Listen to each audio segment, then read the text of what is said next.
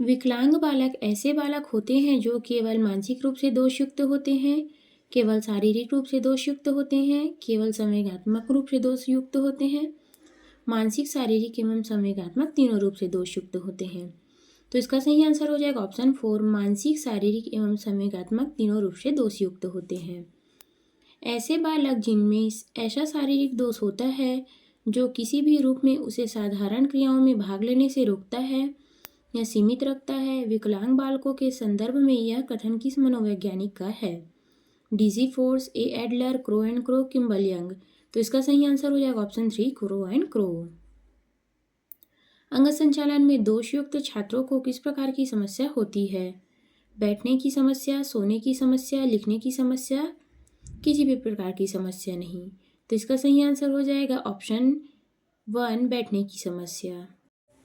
राष्ट्रीय दृष्टि बाधितार्थ संस्थान स्थित है शिमला में, कोलकाता में, देहरादून में, दिल्ली में। तो इसका सही आंसर हो जाएगा ऑप्शन सी, देहरादून में। दृष्टि दोषयुक्त छात्रों को शिक्षा दी जानी चाहिए।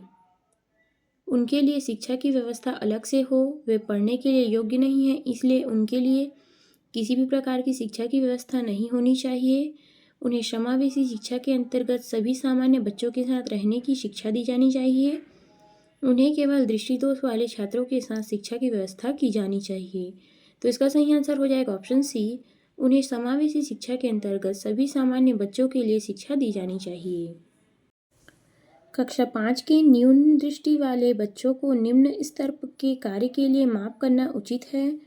उनके दैनिक कार्य में माता पिता तथा मित्रों की सहायता करनी चाहिए, कक्षा में सामान्य रूप से बर्ताव करना चाहिए एवं ऑडियो सीडी के माध्यम से सहायता प्रदान करनी चाहिए, कक्षा में विशेष बर्ताव करने चाहिए। तो इसका सही आंसर हो जाएगा ऑप्शन सी, कक्षा में सामान्य रूप से बर्ताव करने चाहिए एवं ऑडियो सीडी के माध्यम से सहायता प्रदान करनी चाहिए।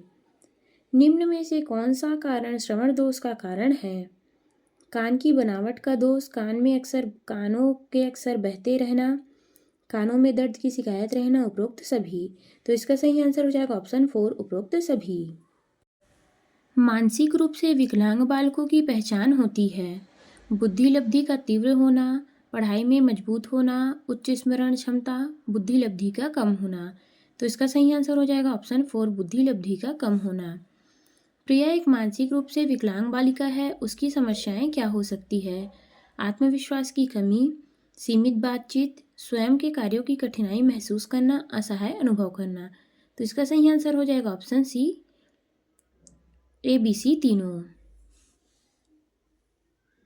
शारीरिक मानसिक रूप से विकलांग बालकों की शिक्षा की व्यवस्था के बारे में किए गए कथनों में क्या सही है? विकलांग दूर करने वाले केवल अध्यापक की भूमिका हो, विकलांगता दूर करने में केवल माता पिता की भूमिका हो, विकलांगता समय के साथ ठीक हो जाएगी इसलिए किसी की ज़रूरत नहीं पड़ती है, विकलांगता दूर करने में अध्यापक, माता पिता एवं अभिभावक की प्रमुख भूमिका होनी चाहिए। तो इसका सही आंसर हो जाएगा ऑप्शन 4। निम्नलिखित में से मौखिक रूप से सीखने में अशक्तता कौन सी है? Dysgraphia, dyscalculia, aphasia, dyslexia. तो इसका सही आंसर हो जाएगा ऑप्शन सी, अफेजिया। मस्तिष्क की क्षति के कारण बातचीत करने में आंशिक व पूर्णतः अक्षमता को क्या कहते हैं? Aphasia, dyslexia, dysphagia, dyscalculia. तो इसका सही आंसर हो जाएगा ऑप्शन सी, डिस्फेजिया। खाली स्थान मस्तिष्क की संरचना एवं कृत्यों में विभेद करने का परिणाम है। तनाव, पिछड़ापन, डिसलेक्सिया, इनमें से कोई नहीं। तो इसका सही आंसर हो जाएगा ऑप्शन सी, डिसलेक्सिया। डिस्ग्राफिया मुख्य रूप से खाली स्थान की समस्या से संबंधित है। सुनने, पढ़ने, बोलने, लिखने। तो इसका सही आंसर हो जाएगा ऑप्शन 4, लिखने। मस्तिष्क के सेरेब्रम में क्षति के कारण कौन सी बीमारी होती है? Apraxia, dyscalculia, alexia, dysthymia. तो इसका सही आंसर हो जाएगा ऑप्शन ए, अप्रेक्सिया। निम्नलिखित में से कौन सा सही है? अफेजिया मानसिक विकार, डिस्प्रेसिया गणितीय विकार, अलेक्सिया पठन विकार, डिप्थीरिया गंभीर तनाव। तो इसका सही आंसर हो जाएगा ऑप्शन 4, डिप्थीरिया गंभीर तनाव। निम्न में से किसका संबंध भ्रम से है? Dysmorphia, डिस्मिथिया, dyscalculia, अपेक्सिया। तो इसका सही आंसर हो जाएगा ऑप्शन 1, डिस्मोर्फिया। आपकी कक्षा में एक छात्र मोहन बोलते समय हकलाता है, आप उसकी शिक्षा के प्रबंध हेतु आवश्यक कदम उठाएंगे।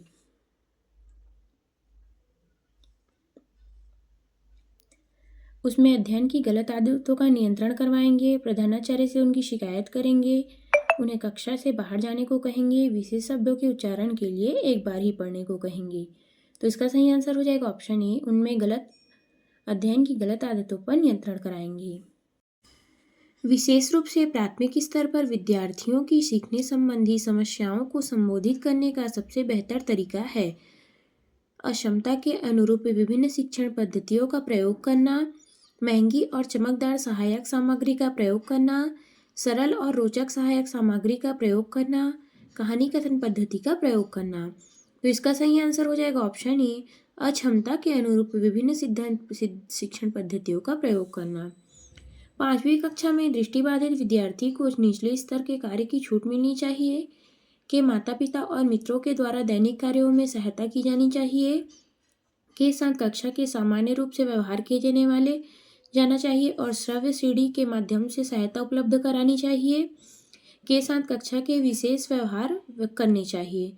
तो इसका सही आंसर हो जाएगा ऑप्शन सी, विद्यार्थियों के साथ कक्षा में सामान्य रूप से व्यवहार किए जाने चाहिए और श्रव्य सीढ़ी माध्यम से सहायता उपलब्ध कराई जानी चाहिए।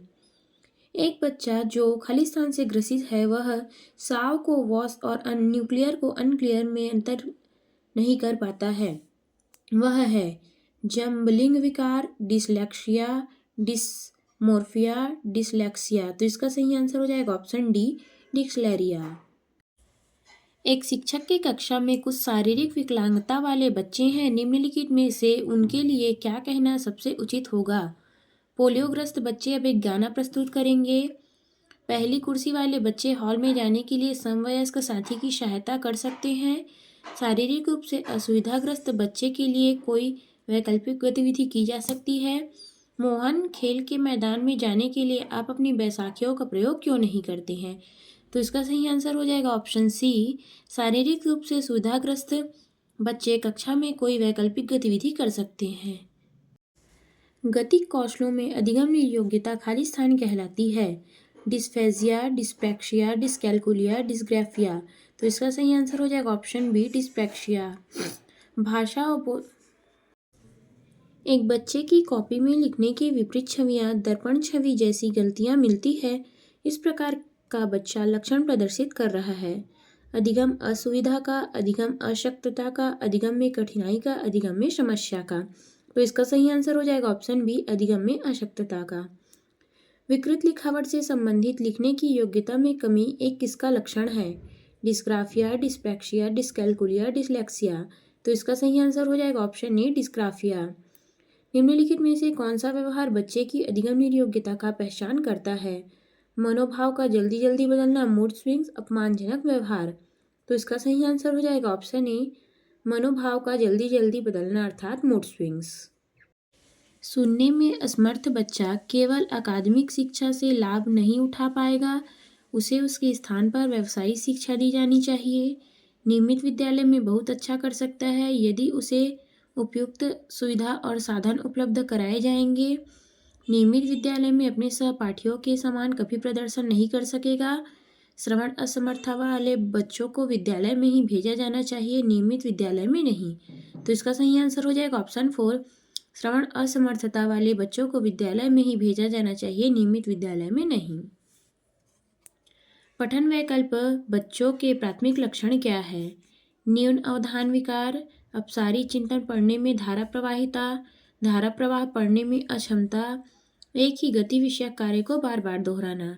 तो इसका सही आंसर हो जाएगा ऑप्शन सी, धारा प्रवाह पढ़ने की अक्षमता। दिव्यांग जन अधिकार अधिनियम 2016 के अनुसार निम्नलिखित में से किस शब्दावली का प्रयोग उपयुक्त है। छात्र जो शारीरिक दिव्यांगता है, छात्र जिनमें अशक्तता शरीर है, मंदित छात्र, विकलांग छात्र। तो इसका सही आंसर हो जाएगा ऑप्शन ए, छात्र जिसे शारीरिक दिव्यांगता है। एक दृष्टिबाधित वाले विद्यार्थी के लिए निम्नलिखित में से कौन सा सामग्री लाभदायक नहीं है। दृश्य पठन सॉफ्टवेयर, स्पर्शिक ग्लोब, छोटे अक्षरों वाली पुस्तकें, ब्रेल लिपि वाली पुस्तकें। तो इसका सही आंसर हो जाएगा ऑप्शन सी, छोटे अक्षरों वाली पुस्तकें। निम्नलिखित में से कौन सी दिव्यांगता सामाजिक संचार की चुनौतियों का कारण बनती है। पठन वैकल्प, गतिमान दिव्यता, आत्मकेंद्रिता व स्वालीनता, गुणज वैकल्प। तो इसका सही आंसर हो जाएगा ऑप्शन सी, आत्मकेंद्रिता या स्वालीनता। सामग्री को कई तरीके से प्रस्तुतिकरण करने के प्रावधान में निम्नलिखित में से किसके समावेशन में सहायता मिलती है?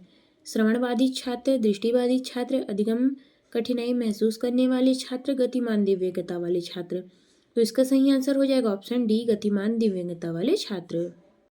निम्नलिखित में से कौन सा विकल्प दी गई दिव्यांगता एवं संबंधित छात्रों के समावेशन हेतु यथोचित संयोजन रणनीति का सही युग्म नहीं है? सही युग्म है श्रवण दोष, ऑडियो टेप देना, गुणज वैकल्प, कैलकुलेटर में प्रावधान, दृश्य हानि, चित्रों वाली पुस्तकें उपलब्ध कराना, पठन वैकल्प, लंबे लंबे लिखित कार्य सौंपना।